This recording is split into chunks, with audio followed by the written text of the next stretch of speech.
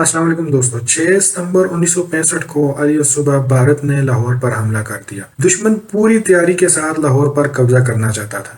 اس وقت سرحدی علاقوں میں اتنی آبادیاں بھی نہ تھیں۔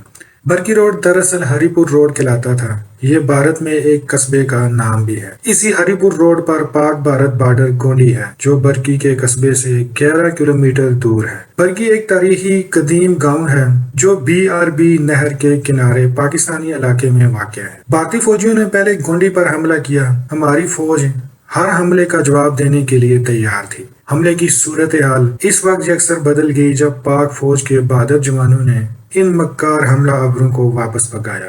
دوستوں، ہمیں حیرانی اس وقت ہوئی جب پوری دنیا کے ریڈیو اسٹیشنز خبریں دینے لگے کہ بھارتی ریڈیو آکاش وانی نے لاہور پر قبضے کی خبر دی ہے کہ بھارتی فوج لاہور کے جم خانے میں چائے پیے گی، لیکن ہماری فوج نے یہ حملہ ناکام بنا دیا۔ برکی گاؤں سے گونڈی بارڈر کی طرف جائیں تو تقریباً 6 کلومیٹر پر بائیں جانب خڈیارہ گاؤں ہے اور سڑک کی دائیں جانب پیپل کا بہت بڑا قدیم درخت ہے، جس کی اوٹ میں مورچہ بنا کر اللہ کے عظیم سپاہی میجر شفقت بلوچ نے دشمن پر کئی وار کیے۔ میجر شفقت بلوچ بے حد ناڈر فوجی افسر تھے۔ انہوں نے ایک بار اپنے انٹرویو میں بتایا تھا کہ چند ساتھیوں کے ہمراہ بہت سے بھارتی فوجیوں کا کئی گھنٹے مقابلہ کرتے رہے۔ انہوں نے اپنے چند جری جوانوں کو دور دور کھڑا کر کے فائر کیے۔ دوستو، دشمن یہ سمجھا کہ الگ الگ علاقوں سے فائر آ رہے ہیں، کافی پاکستانی فوجی پہنچ گئے ہیں۔ میجر شفقت خود بھی زخمی ہوئے، لیکن اس کے باوجود مقابلہ جاری رکھا۔ بھارتی فوجیوں کو مزید خطرہ لاحق ہوا کہ وہ سینکڑوں کی تعداد میں حملہ آور ہوئے ہیں۔ برکی، ہڈیارہ، پیڈانا، رامپور اور کئی ایک پاکستانی سرحدی گاؤں پر قابض ہو گئے۔ میجر شفقت بلوچ کمال مہارت سے اپنے ساتھیوں کو زندہ سلامت واپس لانے میں کامیاب ہوئے۔ کہا جاتا ہے کہ ٹانگ میں پیوست گولی مرتے دم تک ان کے ساتھ رہی۔ بھارت نے کشمیر، سیالکوٹ سیکٹر، قصور سیکٹر میں حویلی، لکھا سیکٹر، راجستھان غرض یہ کہ جہاں جہاں ان کا بس چلا وہاں سے پاکستان پر حملہ کیا۔ اس بھرپور حملے سے پورے ملک میں ہلچل مچ گئی اور پاکستان 1965 دفاعی جنگ میں مصروف کار ہو گیا۔ بھارتی ایئر فورس نے راولپنڈی، کراچی، ڈھاکہ اور چند ایک دیگر مقامات پر شہری علاقوں پر بمباری کی۔ پورے ملک میں اللہ اکبر کے نعروں کی گونج سنائی دینے لگی۔ ریڈیو لاؤڈ سپیکر پر ملی ترانے گونجنے لگے۔ شہری دفاع سائرن بجاتا تھا تو لوگ مورچوں میں جانے کے بجائے گھروں سے باہر نکل آتے تھے۔ رات پورے ملک میں بلیک آؤٹ کیا جاتا تھا، کوئی موم بتی بھی نہیں جلاتا تھا۔ دوستو، پاکستانی مسلح فوج نے شیر کی طرح انگڑائی لی اور محاذ پر دشمن کا مقابلہ کیا۔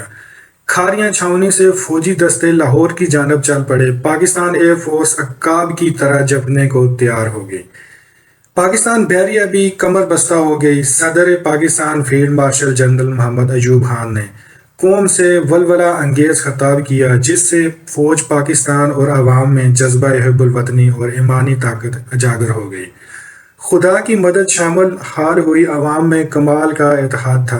اپوزیشن نے بھی حکومت کا بھرپور ساتھ دیا۔ ایمانی اور روحانی جذبہ حب الوطنی امڑ آیا۔ بچہ بچہ مر مٹنے کو تیار ہو گیا۔ نوجوان بے تاب تھے کہ ہم فوج میں بھرتی ہوں، اور تیزی سے بھرتی بھی ہوئی۔ دوستو، عوام نے دل کھول کر افواج پاکستان کا ساتھ دیا۔ چونکہ بھارت پر جنگی جنون طاری تھا، اس نے بری، بحری اور ہوائی محاذ پر جنگ چھیڑ کر ایک ایسی قوم کو للکارا تھا جو وطن کے لازوال دفاع کے لیے جان چھڑکنے کے لیے تیار تھی۔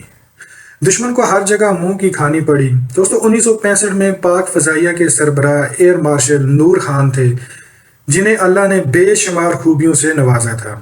پاکستانی اسکواڈرن لیڈر لڑائی کے لیے بے قرار تھے۔ اس عظیم ایئر مارشل کی سربراہی میں پاک ایئر فورس نے کمال فن کا مظاہرہ کیا اور 17 روز اس جنگ میں بری فوج کی بھرپور مدد کی۔ دشمن کے 129 لڑاکا جنگی طیاروں کو تباہ کیا، جبکہ پاکستان کے صرف 19 جنگی طیاروں کو نقصان پہنچا۔ دوستو، 7 ستمبر 1965 کو پاک ایئر فورس کے بہادر، ناڈر اور ماہر اسکواڈرن لیڈر MM عالم محمد محمود عالم کا ایک ریکارڈ ہے۔ پاک ایئر فورس کے بہادر اسکواڈرن لیڈر سیسل چودھری، سرفراز فقی، ظفر احمد چودھری اور دیگر کئی ایک نے بھارت کے ہوائی اڈے آگرہ پر بار بار بمباری کی۔ ایئر فورس کے جنگی جہاز سرگودا ایئر بیس سے اڑتے تھے اور آگرہ، دلی، ممبئی اور دیگر بھارتی ہوائی اڈوں پر تباہی مچا دیتے تھے۔ بھارت پریشان تھا کہ کس قوم کو چھیڑ بیٹھے ہیں۔ پاک ایئر فورس کو جب بھی اطلاع ملتی، پلک جھپکتے دشمن پر جھپٹ پڑتی۔ مختلف شہروں میں خصوصاً زندہ دلان لاہور بے خوف گھروں سے باہر نکل آتے اور ڈاگ فائٹنگ دیکھتے کہ کس طرح دشمن کے جنگی جہازوں کو مار گرایا جاتا ہے۔ ہمارے برادر اسلامی ہمسایہ ملک ایران نے ایئر فورس کی بے حد مدد کی، 5000 بیرل سے زیادہ تیل مفت مہیا کیا۔ دوستو، دشمن چاہتا تھا کہ جی ٹی روڈ کو کاٹ سکے تاکہ لاہور اور راولپنڈی کا آپس میں زمینی رابطہ کٹ جائے، لیکن ہماری بہادر مسلح افواج نے ان کی یہ حرکت پوری نہ ہونے دی اور واپس بھگا دیا۔ سیالکوٹ کے قریب چونڈا کے محاذ پر دنیا بھر میں جنگوں کی تاریخ میں ٹینکوں کی سب سے بڑی جنگ لڑی گئی۔ پاک فوج نے یہاں بھی بھارت کو عبرتناک شکست دی اور ان کے کئی ٹینک تباہ کر دیے۔ پاک فوج نے راجستھان میں بھی کئی میل علاقے پر قبضہ کیا۔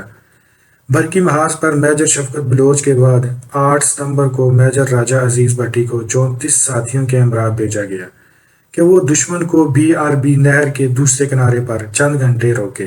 Major Aziz Bhatti B R B نہر عبور کر کے دور تک اندر چلے گئے جہاں دشمن کے سینکڑوں فوجی موجود تھے۔ میجر صاحب نے دشمن کا حملہ بری طرح ناکام بنا دیا۔